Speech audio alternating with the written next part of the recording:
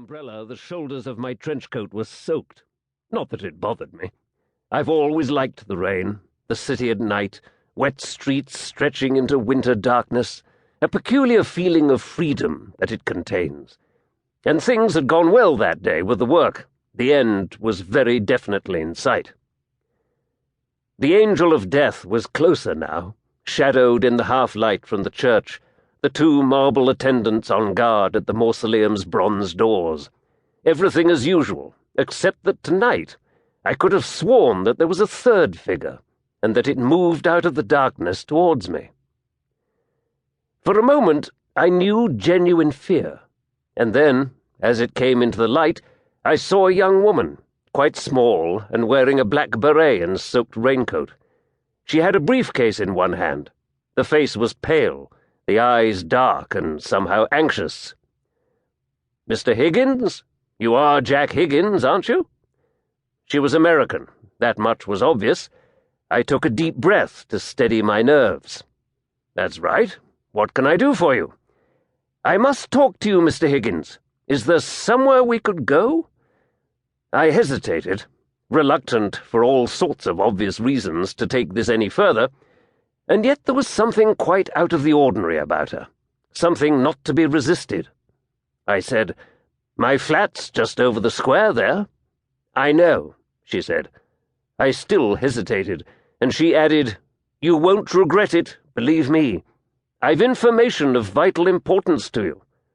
"About what?" I asked. "What really happened afterwards at Studley Constable." "Oh, lots of things you don't know." Which was enough.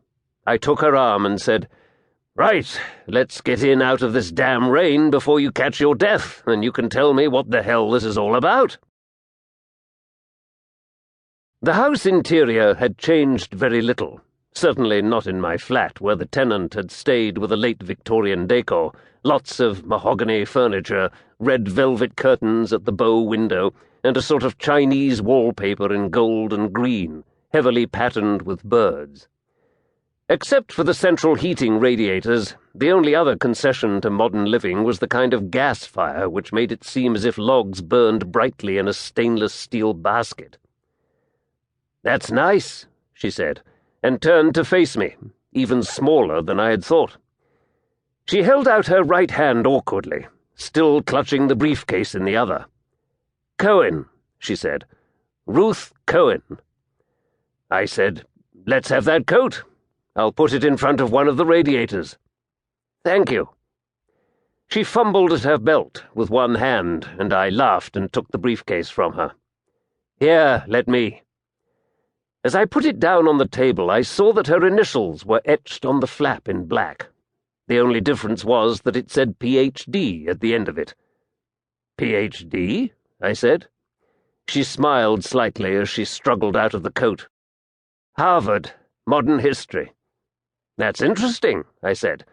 "I'll make some tea, or would you prefer coffee?" She smiled again. 6 months post-doc at London University, Mr. Higgins. I'd very definitely prefer your tea." I went through to the kitchen and put on the kettle and made a tray ready. I lit a cigarette as I waited and turned to find her leaning on the doorway, arms folded. "Your thesis," I said, "for your doctorate.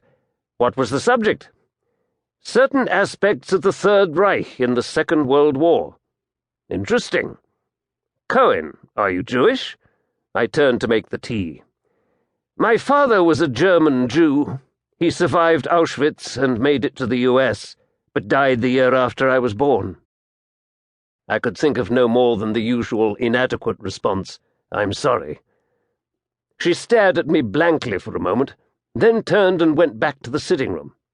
I followed with the tray, placed it on a small coffee table by the fire, and we sat opposite each other in wing-back chairs.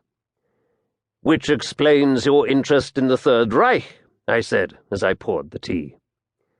She frowned and took the cup of tea I handed her. "I'm just an historian, no axe to grind. My particular obsession is with the Abwehr, German military intelligence.